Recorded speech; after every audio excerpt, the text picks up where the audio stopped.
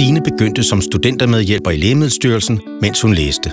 Da hun blev færdig som jurist, var det oplagt at tilbyde hende et job i den afdeling, hun allerede kendte.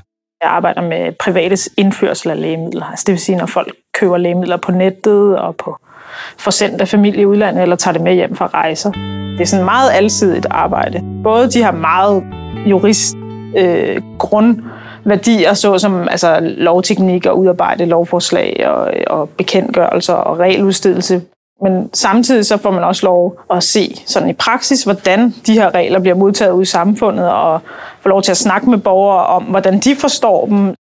Der kan vi jo også blive klogere nogle gange og opdage, at måske lige den her sætning i den her paragraf, der er faktisk ingen, der forstår, hvad det er, vi mener.